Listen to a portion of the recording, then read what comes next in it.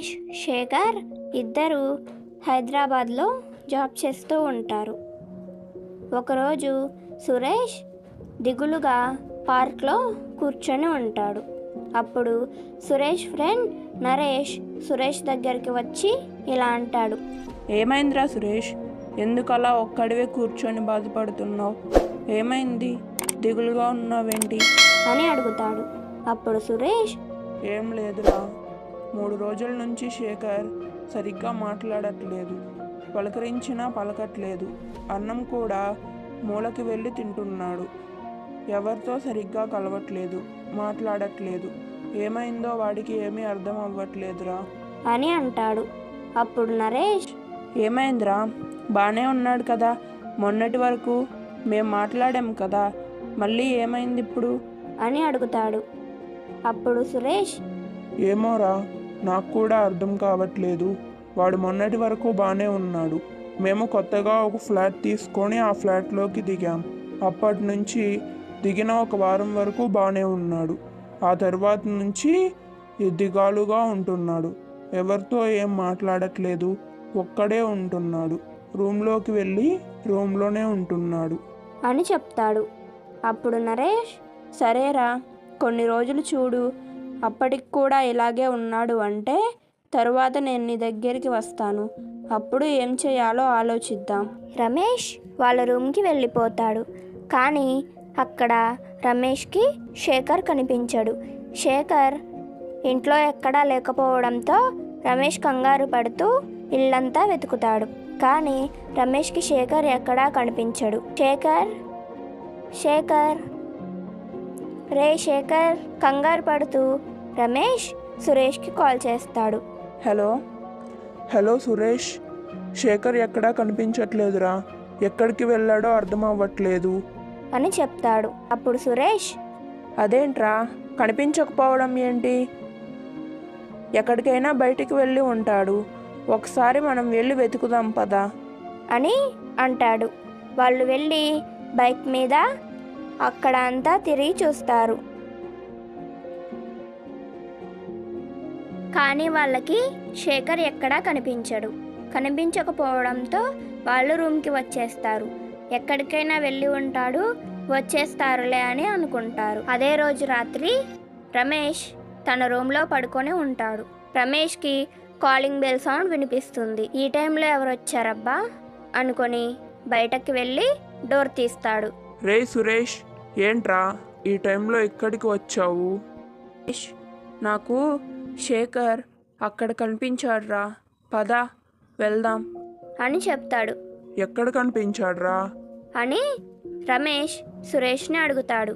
అప్పుడు సురేష్, రే శేఖర్ శ్మశానం వైపు వెళ్తూ కనిపించాడురా, నాకు ఒక్కడనే వెళ్ళడానికి భయం వేసి నేను నీ దగ్గరికి వచ్చాను, పదరా మనం ఇద్దరం శ్మశానం దగ్గరికి వెళ్దాం, శేఖర్ అక్కడే ఉన్నాడు అని చెప్పి సురేష్ రమేష్ని శ్మశానం దగ్గరికి తీసుకొని వెళ్తాడు.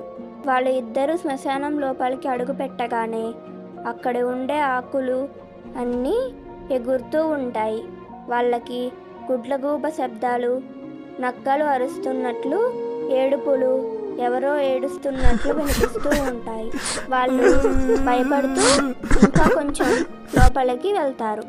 వాళ్ళు శ్మశానంలోకి వచ్చిన వెంటనే శ్మశానం యొక్క పెద్ద పెద్ద గేట్లు శబ్దం చేస్తూ ఒకదాన్ని ఒకటి కొట్టుకుంటూ ముందుకి వెనక్కి వెళ్తూ ఉంటాయి. వాళ్ళిద్దరూ నడుస్తూ ఉండగా వాళ్ళకి ఎదురుగా ఒక పెద్ద ఆకారం ప్రత్యక్షమై మాయమైపోతుంది.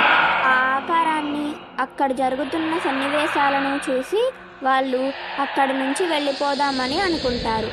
కానీ వాళ్ళ ఫ్రెండ్ అక్కడే ఉండడంతో తనని ఒంటరిగా వదిలిపెట్టి వాళ్ళు అక్కడి నుంచి వెళ్ళలేకపోతారు.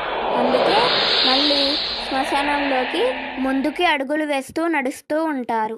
వాళ్ళకి ఒక సమాధి దగ్గర ఎవరో ఒక అతను కూర్చొని ఏడుస్తున్నట్లు కనిపిస్తుంది. దాన్ని చూసి వాళ్ళ ఇద్దరు అతని దగ్గరికి వెళ్ళాలి అని అనుకుంటారు. కానీ వాళ్ళిద్దరూ ఆ సమాధి దగ్గరకు వెళ్ళగానే వాళ్ళు ఎంత ప్రయత్నించినా వాళ్ళు ఆ సమాధి దగ్గరికి చేరుకోలేకపోతారు. చేసేది ఏమీ లేక ఇంకా వాళ్ళు అక్కడి నుంచి అరవడం మొదలు పెడతారు. రే శేఖర్, ఏంట్రా ఇక్కడ కూర్చొని ఎందుకు ఏడుస్తున్నావు? రారా, మనం రూమ్కి వెళ్ళిపోదాం. రే శేఖర్, రారా, రూమ్కి వెళ్ళిపోదాం.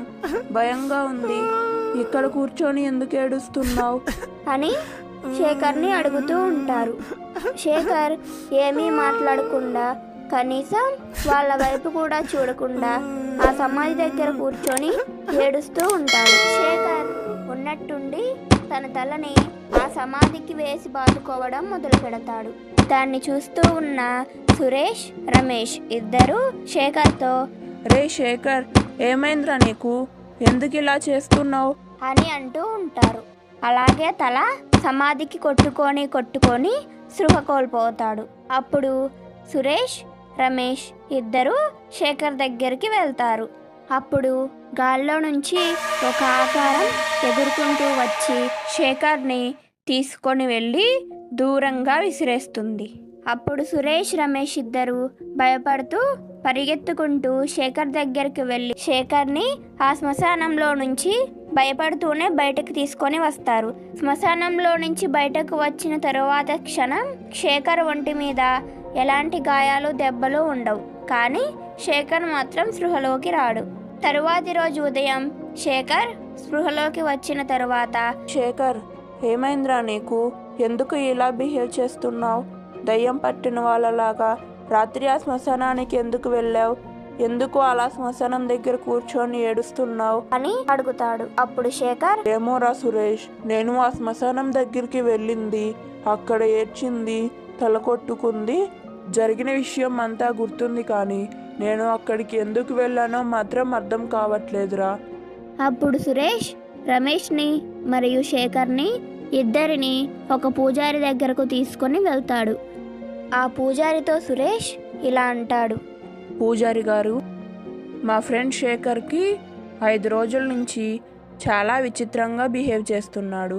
నిన్న శ్మశానానికి వెళ్ళి అక్కడ ఏడుస్తూ ఏదో వింతగా ప్రవర్తించాడు అని జరిగిన విషయాన్ని అంతా సురేష్ పూజారి గారితో వివరంగా వివరిస్తాడు. అప్పుడు పూజారి గారు శేఖర్ దగ్గరికి వచ్చి శేఖర్ తల మీద చెయ్యి పెట్టి అత చెయ్యి తీసి వాళ్ళతో, మీ స్నేహితుడు శేఖర్ ఒకరోజు దారిలో వెళ్తూ ఉండగా మంత్రించబడిన నిమ్మకాయలు, ఎండుమిరపకాయలు తొక్కాడు. దానిలో ఉన్న దుష్టశక్తులు, దుష్ట ప్రభావాలు మీ స్నేహితుడి శరీరంలోనికి ప్రవేశించాయి. మీ స్నేహితుడిని మీరు ముందే ఇక్కడికి తీసుకురావడం మంచిదయ్యింది. ఇంకా 2 రోజులు అయి ఉంటే ఆ దుష్టశక్తులు మీ స్నేహితుడిని మళ్ళీ ఆ శ్మశానం దగ్గరికి తీసుకొని వెళ్ళి చంపేసేవి అని దేవుడి కుంకుమ తీసుకొని వచ్చి పెడతారు. వాళ్ళని ఇంటికి పంపించేస్తారు. తరువాత నుంచి వాళ్ళకి ఎటువంటి వింత ప్రవర్తన శేఖర్లో కనిపించదు. శేఖర్ మామూలు మనిషి అయిపోతాడు. ఇంకా ఎప్పుడు వాళ్ళకి అలాంటి వింత అనుభవాలు ఎదురవ్వవు.